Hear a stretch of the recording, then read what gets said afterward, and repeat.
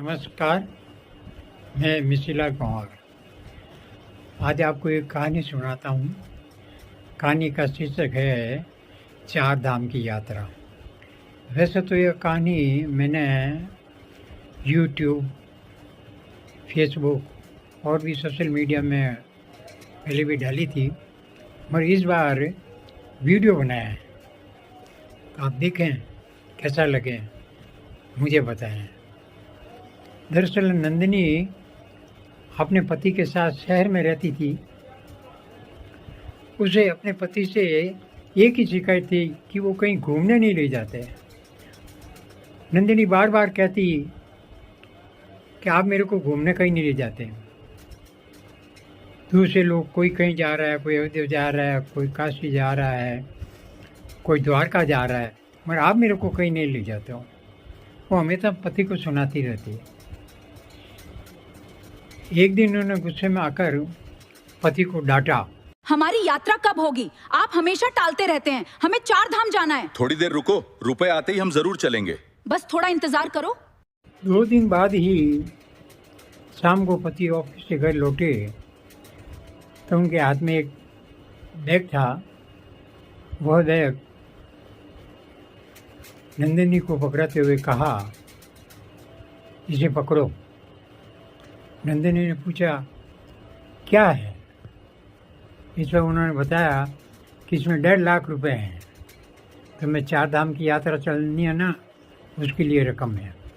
तुम्हारी चार धाम यात्रा के लिए रुपयों की व्यवस्था हो गई है। इस थैले में 1.5 लाख रुपए है। पति की बात सुनकर नंदिनी खुशी से झूम उठी। अरे वाह, क्या बात है, अब हम चार धाम यात्रा करेंगे।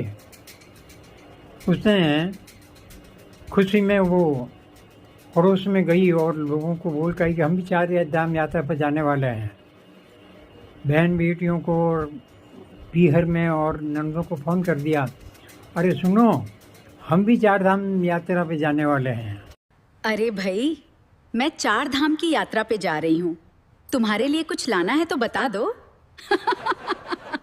दूसरे दिन पति पत्नी सुबह जल्दी उठे और चार धाम यात्रा को लेकर चर्चा करने लगे, प्लान बनाने लगे। पति ने कहा, ये ऐसा करते हैं कि आज हम बाज़ार चलते हैं, है ना। अपने काम वाली भाई आ जाए, कमला भाई, फिर अपन चलते हैं। जो खरीदारी करनी है वो आज ही कर लो, फिर बाद में मेरे को समय मिलेगा नहीं। अभी कमला भाई आई नहीं, क्या बात है?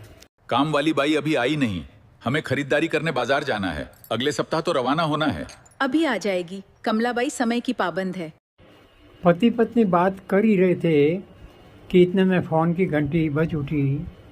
नंदिनी ने अपना मोबाइल उठा और बोला, हेलो। तो उधर से आवाज़ आई, मैम साहब, मैं कमला बोल रही हूँ, आज मैं आ नहीं पाऊँगी। दरअसल मेरे बेटे को हार्ट अटैक का दौरा पड़ा है, उसको लेकर मैं हॉस्पिटल पहुँची हूँ। हमारा और तो कोई रिश्तेदार यहाँ है नहीं, इसलिए मेरे को ही आना पड़ा है। मेरे बेटे की तबीयत बहुत ज़्यादा ख़राब है, मैं उसको लेके आई हूँ और मैं आ नहीं पाऊँगा, इसलिए आप ध्यान रखना और जब तक मैं ना हूँ तब तक कोई दूसरी व्यवस्था देख लेना। क्या? तुम्हारे बेटे को हार्ट अटैक का दौरा पड़ा है? तुम बेटे के पास अस्पताल में हो? कोई बात नहीं, यहाँ का काम है, देख लूंगी। नंदिनी ने अपना मोबाइल नीचे रखा और पति से बोली, देखो भगवान भी कैसी करी परीक्षा लेता है। इस गरीब का अपना गुजारा करना ही मुश्किल हो रहा है और एकमात्र इसका वो जवान बेटा, उसको भी देखो हार्ट अटैक का दौरा आ गया।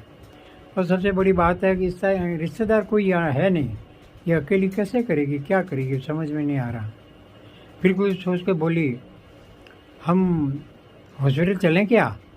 थोड़ा चलेंगे तो उसको हिम्मत बढ़ जाएगी और थोड़ी राहत भी मिलेगी। एक बार हॉस्पिटल चल के आ जाते हैं। पति ने कहा, हाँ चलो, क्यों नहीं। फिर दोनों स्कूटर पर बैठ कर घर से रवाना हो गए।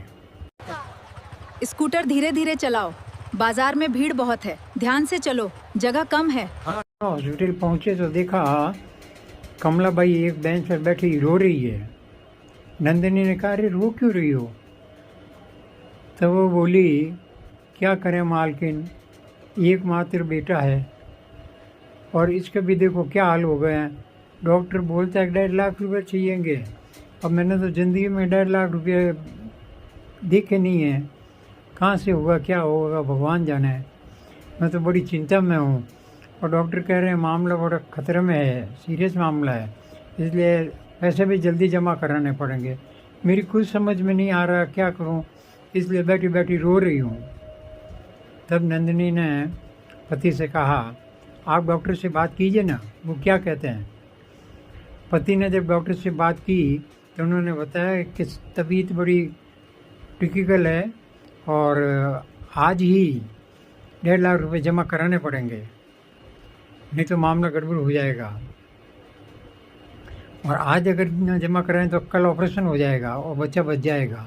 मैम साहब, बेटे की हालत बहुत गंभीर है। बेटे को हार्ट अटैक आया है। हाँ? डॉक्टर कहते हैं कि 1.5 लाख रुपए जमा करो, नहीं तो तुम्हारा बेटा नहीं बच पाएगा। मैं गरीब बना 1.5 लाख रुपए कहाँ से लाऊं? यूँ सुन के वो नंदिनी के पास आया और कहा भाई डॉक्टर तो कह रहे हैं कि 1.5 लाख रुपए जमा करो। 1.5 लाख रुपए कहाँ से लाएगी ये गरीब ने, इसने तो ज़िंदगी में देखा ही नहीं। तो आप बिल्कुल सच कह रहे हो, मरीज बच्चे को बचाना भी बहुत ज़रूरी है। आप ठहरो, मेरे को स्कूटर की चाबी दो, मैं अभी आती हूँ। उसने पति के हाथ से झपट के स्कूटर की चाबी ली और घर के लिए रवाना होगी। कुछ देर बाद आई वापस तो उसके हाथ में वही बैग था। उसने वह बैग पति को पकड़ाते हुए कहा ये लो, ये दे दो डॉक्टर को, जमा करवा दो और इस बच्चे की जान बचाना ज़रूरी है। पति बोले क्या बात कर रही हो, ये तो तुम्हारे 4 धाम यात्रा के लिए है, ये कैसे दे देंगे। तब नंदिनी हंस पड़ी, बोली एक आदमी के जीवन बचाने से ज़्यादा 4 धाम की यात्रा थोड़ी होती है। आप तो तुरंत डॉक्टर को दो और को कल का कल ऑपरेशन करे, इसे बचाना जरूरत है। और 4 धाम के लिए तो पूरा जीवन पड़ा है, क्यों चिंता करते हो, भगवान कुछ न कुछ और करेगा। तो पति देखते रह गए कि वाह क्या बात है, क्या मेरी गृह लक्ष्मी है, इतनी दयालुता वाली। तो वो रुपये लेके गए और डॉक्टर के पास जमा कराते बोले डॉक्टर साहब ये रुपये लीजिए और इसका कल ही ऑपरेशन कीजिए, इसको बचाना बहुत ज़रूरी है।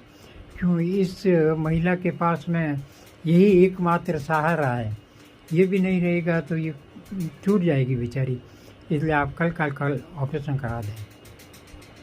फिर दोनों पति पत्नी वहाँ से रवाना हो गए। रास्ते में स्कूटर पर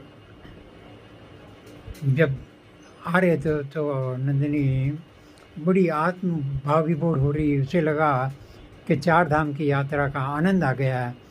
वह खिलखिलाती हुई कहती आज तो मज़ा आ गया, आज तो मज़ा आ गया। देखो कितना सुंदर है यहाँ का बाजार। हाँ, बहुत ही खूबसूरत। आज तो मजा आ गया।